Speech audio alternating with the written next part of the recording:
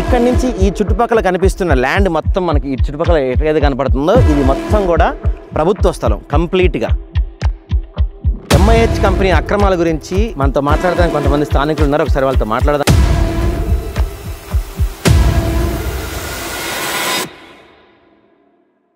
Hi, hello, welcome to Adaab Hyderabad. నేను మీ journalist Sai.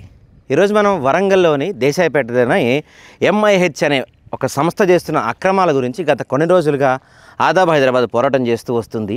అసలు వీళ్ళు ఏమేమి వైలేషన్స్ చేస్తున్నారు, ఎలాంటి అక్రమాలకు పాల్పడ్డారు, ఏ విధంగా ప్రభుత్వ సొమ్ముని ప్రభుత్వ ఖజానాకి వీళ్ళు భారీ ఎత్తు నష్టం చేకూర్చే పనులు చేస్తున్నారు అనేది ఈరోజు మీకు కళ్ళకు కట్టినట్టు చూపించే ప్రయత్నం చేస్తాను. ఇక్కడి నుంచి మనం మొదలు పెడితే ఇక్కడ మనకు కనిపించేది గురుకుల సంక్షేమ హాస్టల్. సో ఇక్కడి నుంచి ఈ చుట్టుపక్కల కనిపిస్తున్న ల్యాండ్ మొత్తం మనకి ఈ చుట్టుపక్కల ఎక్కడైతే కనపడుతుందో ఇది మొత్తం కూడా ప్రభుత్వ స్థలం కంప్లీట్గా. ఈ ప్రభుత్వ స్థలాన్ని ఇప్పటికే ఈ ఏరియాలో కబ్జాదారులు ఎక్కువైపోయారని చెప్పి కొంతమంది గ్రామస్తులంతా కలిసి ఈ కబ్జాలు గట్రా జరగకుండా ఒకసారి మీరు గమనిస్తే ఇక్కడ చూడండి, మీకు అన్నీ కూడా శివలింగాలు కనపడతా ఉన్నాయి ఎక్కడికక్కడ.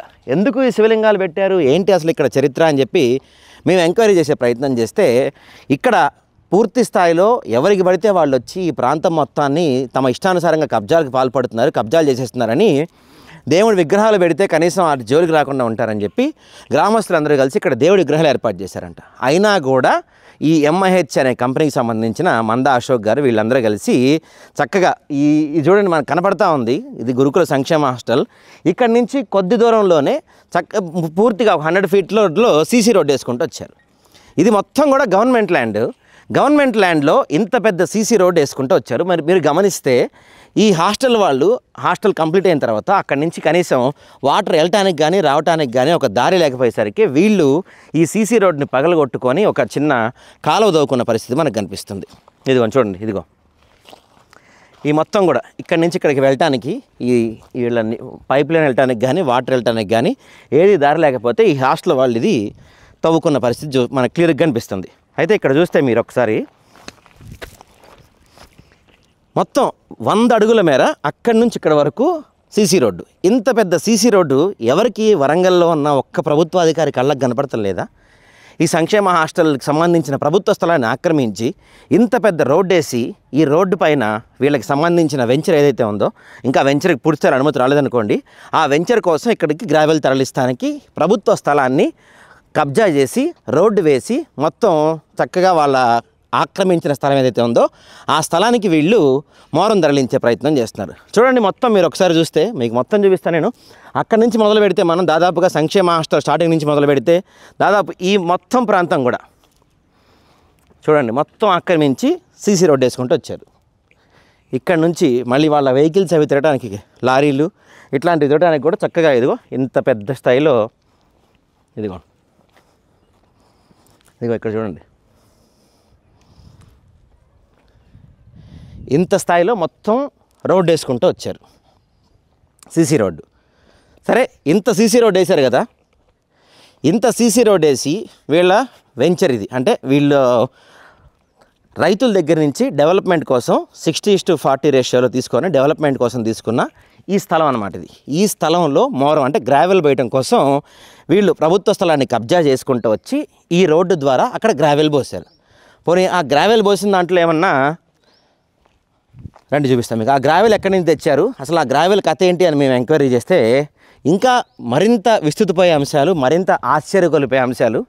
గవర్నమెంట్ని మరీ ఇంత అమాయకుల్లా కనపడుతున్నారా గవర్నమెంట్ అధికారులు? గవర్నమెంట్ని ఇంత మోసం చేస్తూ ఇంత దారుణాలకు పాల్పడుతూ వీళ్ళు 2 సంస్థల నుంచి, మొదటి సంస్థ అయితే కైటెక్స్ అపెరల్స్ అనే సంస్థ నుంచి పర్మిషన్ తీసుకొని ఒక టెక్స్టైల్ పార్క్ కోసం అక్కడ గ్రావెల్ ఫిల్ చేయడానికి అని చెప్పి గ్రావెల్ పోయడానికి అని చెప్పి మైనింగ్ శాఖ నుంచి అనుమతులు తీసుకున్నారు. ఒకటి.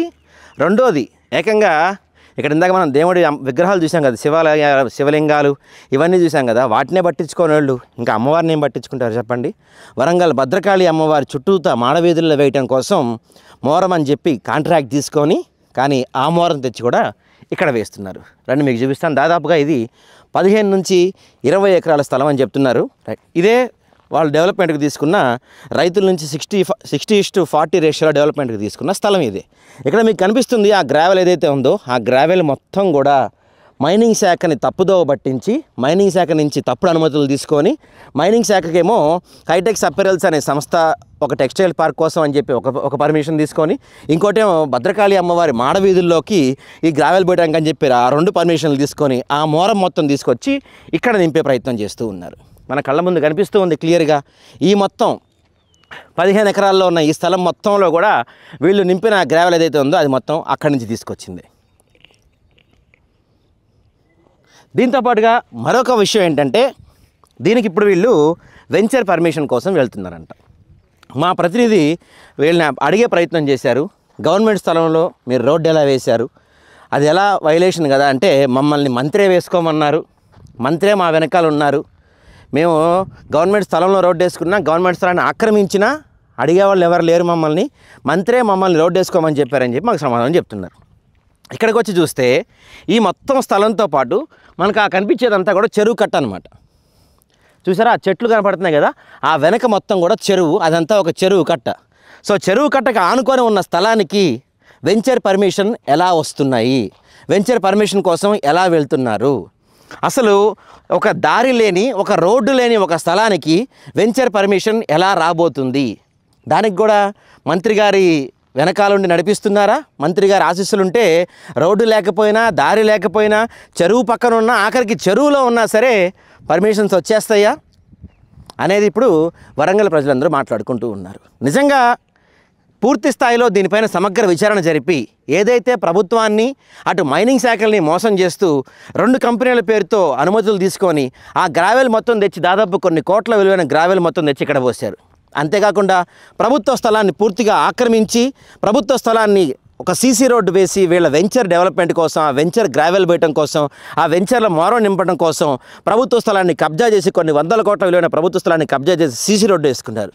వీటన్నిటికీ వరంగల్లో ఏ ప్రభుత్వాధికారికి, ఎంఆర్ఓకి కానీ, ఆర్డీఓకి కానీ, కలెక్టర్కి కానీ ఎవరికి కనపడతలేదా, ఎవరికి వినపడతలేదా, లేకపోతే అందరి కళ్ళు మూసుకుపోయినాయా అని చెప్పి ఇక్కడ ప్రజలందరూ కూడా మాట్లాడుతున్నారు. ఇందాక నుంచి చూస్తే మనం దేవుడి ఫోటోలు పెట్టినా, దేవుడి విగ్రహాలు పెట్టినా కబ్జాలు చేసుకుంటూ వెళ్ళిపోతున్నారు. ఆఖరికి సంక్షేమ హాస్టల్కి సంబంధించిన భూమిని కూడా కబ్జా చేసుకుంటూ వెళ్ళిపోయి వాళ్ళ వెంచర్ కోసం, ఇంకా పర్మిషన్ రాని వెంచర్ కోసం ఇన్ని వైలేషన్స్కి పాల్పడుతున్నారంటే వీళ్ళు వెనకాల ఎవరు నడిపిస్తున్నారు? ఖచ్చితంగా మా ఆదాబ్ హైదరాబాద్ దీనిపైన పోరాటం చేస్తూనే ఉంటుంది, పోరాటం చేస్తూనే ఉంటాం. ఏదైతే అక్రమంగా అనుమతులు తీసుకొచ్చి అక్రమ పద్ధతిలో గ్రావెల్ తెచ్చి ఇక్కడ పోసారో ఆ గ్రావెల్ని ప్రభుత్వం స్వాధీనపరచుకోవాలి. ఏదైనా ప్రభుత్వ స్థలాల కోసం కావచ్చు, పేదవాళ్ళ కోసం కావచ్చు, ఆ గ్రావెల్ని ఉపయోగించండి. దాంతోపాటుగా కొన్ని కోట్ల విలువైన ప్రభుత్వ స్థలాన్ని కబ్జా చేసి సీసీ రోడ్డు వేసినందుకు వీళ్ళపైన ఖచ్చితంగా చర్యలు తీసుకోవాలి. దాంతోపాటుగా ప్రజలకు కూడా మా విజ్ఞప్తి, చెరువును ఆనుకొని దీనికి కడుతున్నారు.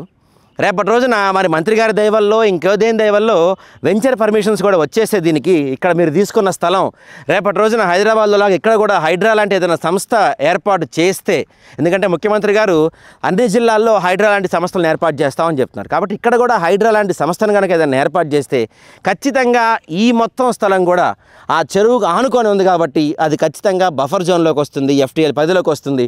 రేపటి రోజున ఆ భారీ స్థాయిలో వరదలు వచ్చి కావచ్చు, వర్షాలు పడి కావచ్చు, ఇంకేదన్నా ఆ చెరువు కట్ట తగ్గితే ముందు మునిగిపోయేది ఈ వెంచరే. అసలు ఒక పర్మిషన్ రాని ఒక వెంచర్ కోసమే ఇన్ని వైలేషన్స్ చేశారంటే, అంటే 3 వైలేషన్స్. ఒకటి, ప్రభుత్వ స్థలాన్ని కబ్జా చేసి రోడ్డు వేశారు. రెండోది, ఒక టెక్స్టైల్ పార్క్ కోసం అని చెప్పి అనుమతి తీసుకున్న మైనింగ్ శాఖ నుంచి అనుమతులు తీసుకొని అక్కడి నుంచి మోరం తెచ్చి ఇక్కడ పోశారు. మూడోది, సాక్షాత్తు వరంగల్ ప్రజలందరూ ఎంతో భక్తితో కొలిచి అమ్మవారిని కూడా మోసం చేస్తూ అమ్మవారికి కేటాయించిన భూములకి సంబంధించిన భూముల్లో నింపాల్సిన ఆ చెరువు చుట్టూతో మాడవీధుల్లో వేయాల్సిన గ్రావెల్ తెచ్చి ఇక్కడ పోస్తూ ఇన్ని వైలేషన్స్ చేస్తున్నా ఎవరు ఎందుకు పట్టించుకోవట్లేదు? ఎంఆర్ఓ కావచ్చు, ఆర్డీఓ కావచ్చు, కలెక్టర్ కావచ్చు, అందరికీ కనపడతలేదా? ఇక్కడ ఇంత పెద్ద రోడ్డు వేసింది, ఇక్కడ ఇన్ని వైలేషన్స్ జరుగుతున్నాయి, ఎవరికి కనపడతలేదా? లేకపోతే మంత్రి గారి అండదండలు ఉన్నాయి కాబట్టి మీరు వీటిపైన చర్యలు తీసుకోవడానికి భయపడుతున్నారా? ఖచ్చితంగా ఆదాబ్ హైదరాబాద్ పోరాటం చేస్తూనే ఉంటుంది. అక్రమ పద్ధతుల్లో అన్యాయంగా ప్రభుత్వాన్ని, అటు మైనింగ్ శాఖని, ఇటు అమ్మవారిని మోసం చేస్తూ ఎంతో భయంకరమైన అవినీతికి పాల్పడుతూ తెచ్చి ఇక్కడ వేసిన మోరం ప్రజలకి చెందాలి, ప్రభుత్వం స్వాధీనపరచుకోవాలి. అంతేకాకుండా ఇంకా వెంచర్కి పర్మిషన్ రాకుండానే ఇక్కడ ఈ దాదాపుగా ఇంత పెద్ద సీసీ రోడ్ వేసిన ఈ సీసీ రోడ్ మొత్తం తొలగించి హాస్టల్ వాళ్ళకి చుట్టూతో ఒక ఫెన్సింగ్ లాంటిది ఏర్పాటు చేసి హాస్టల్ భవనానికి ఒక భద్రత కల్పించాలని చెప్పి ఇక్కడ ప్రజలందరూ కోరుకుంటున్నారు. చూద్దాం మరి ఇప్పటికైనా సరే ఇక్కడ ఎంఆర్ఓ గారి నుంచి కావచ్చు, కనీసం కలెక్టర్ గారైనా పట్టించుకుంటారా, ఈ కబ్జాలకి ఒక ఫుల్ స్టాప్ పెడతారా, ఏదైతే వైలేషన్స్ చేస్తూ మైనింగ్ శాఖని పక్కదోవ పట్టిస్తూ తీసుకొచ్చి ఇక్కడ వేసిన ఈ మోరాన్ని ప్రజలకు అంకితం చేస్తారా, ప్రభుత్వానికి అంకితం చేస్తారా, లేదంటే నిజంగానే వెనకాల ఎవరన్నా మంత్రి ఉండి నడిపిస్తూ ఆ మంత్రి గారికి ఎదురెళ్ళడానికి భయపడి ఆగిపోతారా? మీరు ఆగిపోవచ్చు, కానీ ఆదాబ్ హైదరాబాద్ మాత్రం ఖచ్చితంగా ఈ వైలేషన్స్ అన్నిటిపైన సమగ్ర దర్యాప్తు జరిపి పేదవాళ్ళకి ఎవరికైతే ఇప్పుడు ఈ భూమి చెందాల్సి ఉందో, అంటే గవర్నమెంట్ భూమి గవర్నమెంట్కి చెందే వరకు, దాంతోపాటు ఇక్కడ రైతుల నుంచి 60:40 రేషియోలో డెవలప్మెంట్ కోసం అని తీసుకొని ప్రభుత్వాలని అటు మైనింగ్ శాఖల్ని మోసం చేస్తూ తీసుకొచ్చిన ఈ మోరం ఏదైతే ఉందో, ఈ మోరాన్ని ప్రభుత్వం స్వాధీనం చేసుకొని పేదవాళ్ళకి కావచ్చు, లేదా ప్రభుత్వ కార్యకలాపాలకు కావచ్చు ఉపయోగించుకోకుండా ఇట్లానే మంత్రి గారి ఆదేశాలు ఉన్నాయనో, మంత్రి గారి అండదండలు ఉన్నాయనో, ఇంకేదన్నా భయంతో కనుక వెనుదిరిగి ఆగిపోతే మాత్రం మీరు ఆగిపోవచ్చు. ఆదాబ్ హైదరాబాద్ మాత్రం ఖచ్చితంగా ఈ యొక్క అన్యాయాన్ని ప్రశ్నిస్తూనే ఉంటుంది. దీనిపైన సమగ్ర విచారణ జరిపి సమగ్ర దర్యాప్తు జరిగే వరకు ఆదాబ్ హైదరాబాద్ వెంటాడుతూనే ఉంటుంది.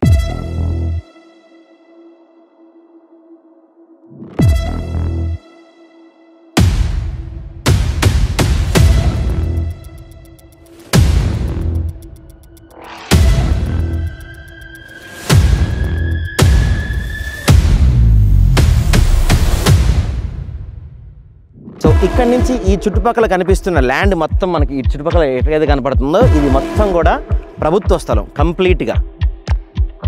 ఎంఐహెచ్ కంపెనీ అక్రమాల గురించి మనతో మాట్లాడడానికి కొంతమంది స్థానికులు ఉన్నారు, ఒకసారి వాళ్ళతో మాట్లాడదాం.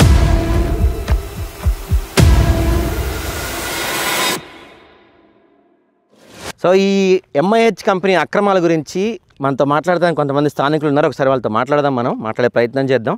నమస్తే అండి. నమస్తే సార్. మీ పేరు? నా పేరు రాజు అండి. ఓకే. ఇక్కడ లోకల్, వరంగల్ లోకల్.